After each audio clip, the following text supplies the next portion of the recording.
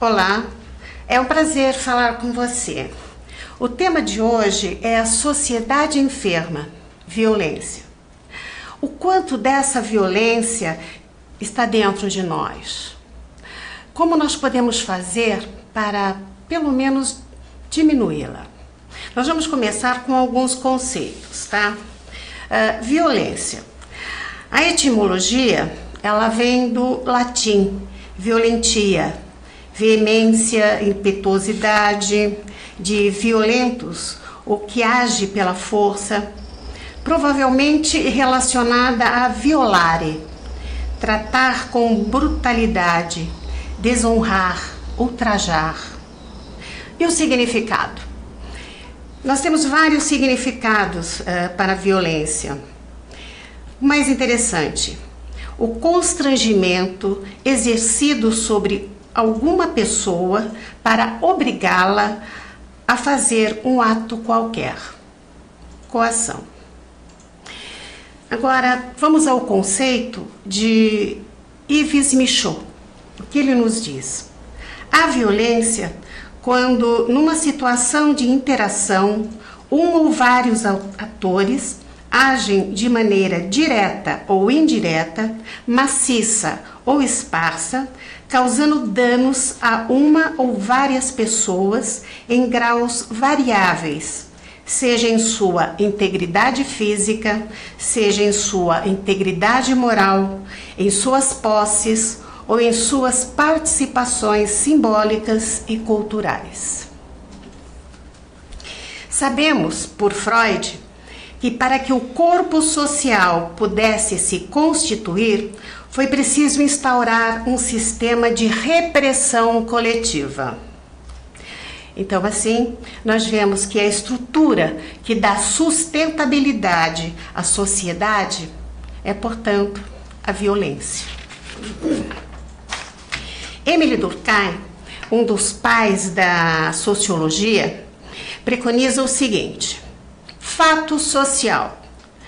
É fato social toda maneira de agir, fixa ou não, suscetível de exercer sobre o indivíduo uma coerção exterior, que é geral na extensão de uma sociedade dada, apresentando uma existência própria, independentemente das manifestações individuais que possa ter. As principais características deste fato social: coercitividade, exterioridade e generalidade.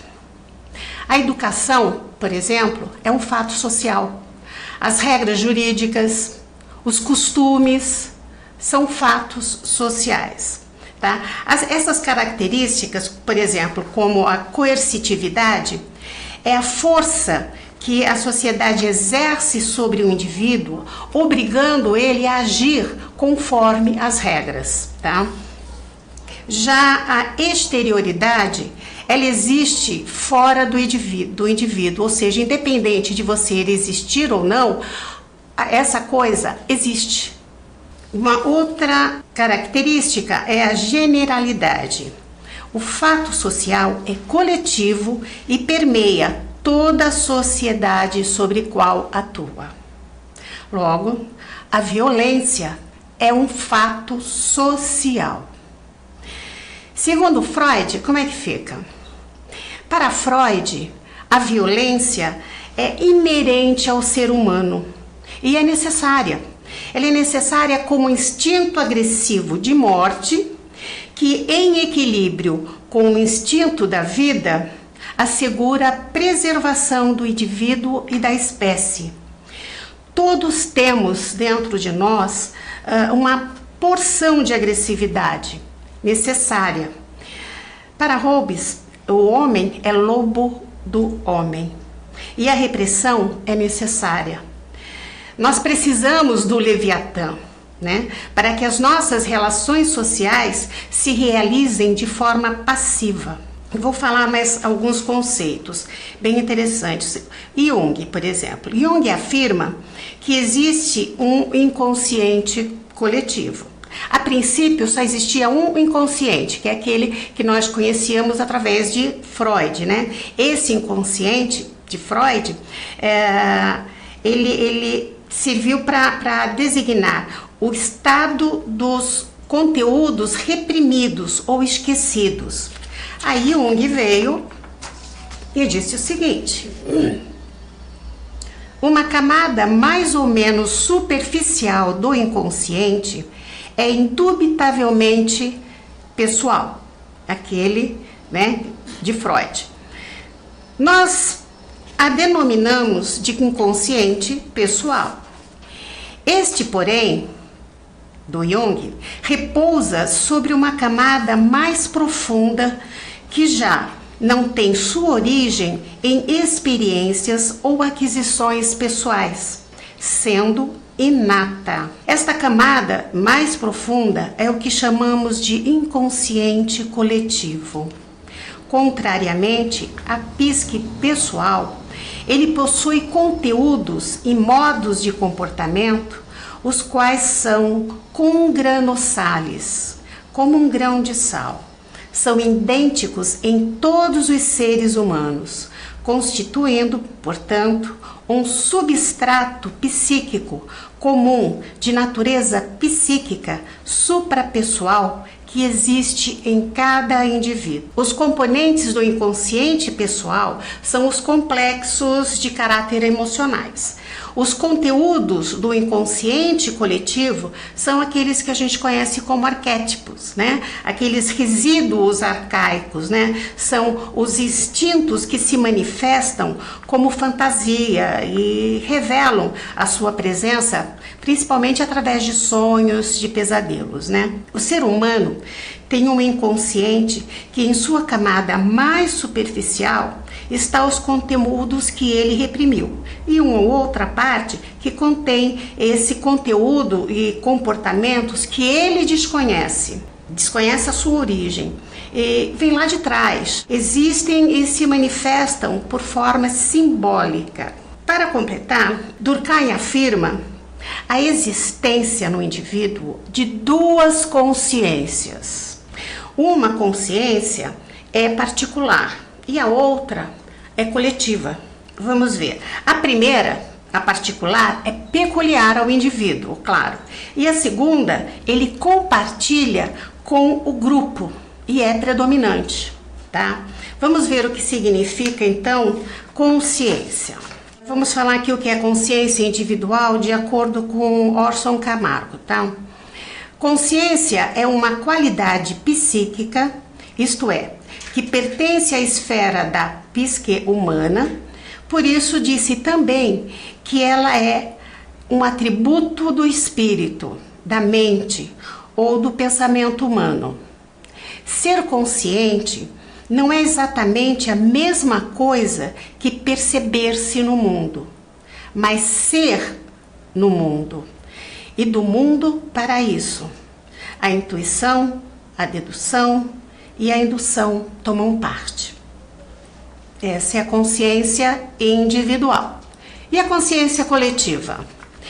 Por consciência coletiva, entende-se a soma de crenças e sentimentos comuns à média dos membros da comunidade, formando um sistema autônomo, isto é, uma realidade distinta que persiste ao tempo e une gerações.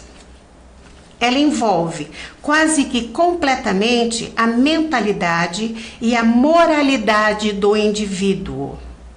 O homem primitivo pensa, sente e age conforme determina ou prescreve o grupo a que pertence. Tá? Essa definição é de Eva Maria Lacatos. Veja bem, você acha que faz tudo de acordo com a sua consciência, mas observe melhor. A consciência coletiva é predominante e ela age de acordo com a média do grupo e você age dessa maneira. O ser humano, ele é complexo e como ser complexo, criou uma sociedade complexa. A causa de tudo está na história particular do indivíduo e na história da comunidade, da cidade, país. Está tudo articulado, ocorre junto, não separado. E você é um microcosmo, você tem parte de você e parte do mundo que habita. A maior parte do tempo, você sente e age automaticamente. Assim você não precisa analisar tudo, porque todo mundo já falou isso, já tem aquele, né, conceito formado e você segue sempre no senso comum. Tá? A maior parte do dia, nós nos baseamos nisso, no que todo mundo fala, no que todo mundo acredita, no que todo mundo está fazendo. E a gente age sem pensar, de acordo sempre com essa consciência coletiva, claro. Mas está na hora, gente, de repensar essa forma de viver e de se colocar no mundo. Todos que participamos da sociedade precisamos repensar, principalmente você, futuro psicanalista. Cuidado, muito cuidado com o mecanismo de projeção. Nós nos vemos nos outros. A verdade é que criamos uma sociedade que não nos satisfaz. Ela é corrupta. A palavra corrupção, ela vem do latim, tá? É corrumpere e significa destruir, estragar. Nós estragamos não só os políticos que chamamos de corruptos. Eles só colocaram a mão na massa, só isso. Eu quero justiça, como você também, tá? Mas nós temos que repensar o que nós vamos fazer daqui para frente. Me veio agora um pensamento do Exupéry. Ele fala no seu livro Pequeno Príncipe: tu te tornas responsável por aquilo que cativas. Mais ou menos assim. Ou seja, você é responsável por tudo aquilo a que você se sujeita, a que você aceita, que prende dentro de você. Vamos parar de disseminar a violência, por menor que ela seja. Parar de compartilhar no Face, no WhatsApp, sabe? Essas brincadeiras que aparentemente são inocentes, mas que traz consigo mensagens agressivas com qualquer outra pessoa. Se a violência está no macro, na sociedade, é porque no micro, no indivíduo, essa violência já transbordou. Você está sendo levado pela correnteza, pela consciência coletiva de uma sociedade enferma. Já basta sermos todos neuróticos, todos reprimidos, já basta. Nós construímos a nossa história e essa já foi escrita. Agora nós precisamos seguir em frente, corrigir o que está errado. E só vamos corrigir mudando o status quo, da forma como tudo começou, de dentro para fora, do micro para o macro. Pare de ser marionete, de dançar conforme a música, né? Essa que está tocando. Ir de encontro à consciência coletiva, ao senso comum, o que todo mundo fala. Na realidade, já está tudo contaminado. Vamos começar mudando os nossos hábitos. Os nossos hábitos corruptos: furar fila, sentar no banco do idoso e fingir que está dormindo, dar comissão para vencer uma concorrência. Ah, mas era uma empresa, coisa tão pequena. Mas é corrupção. Pare de querer levar vantagem em tudo. Brasileiro é malandro, é Zé Carioca.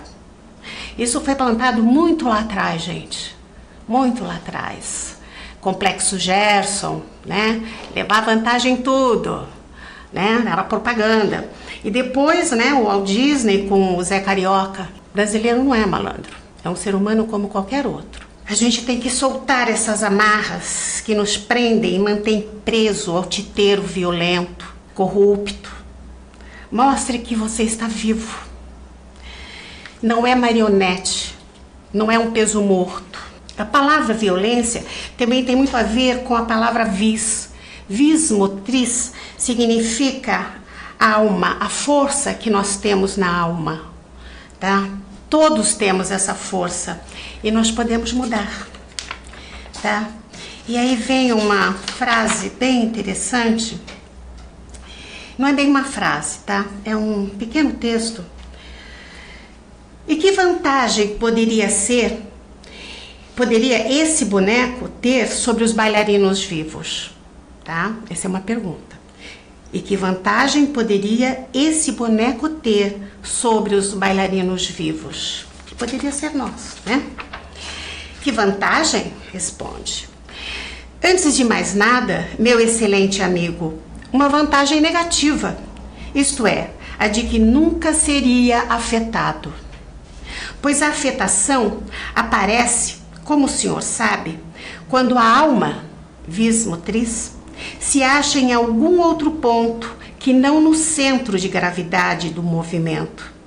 Uma vez que o titeiro, na realidade, por meio do fio ou arame, não tem em seu domínio nenhum outro ponto, exceto esse.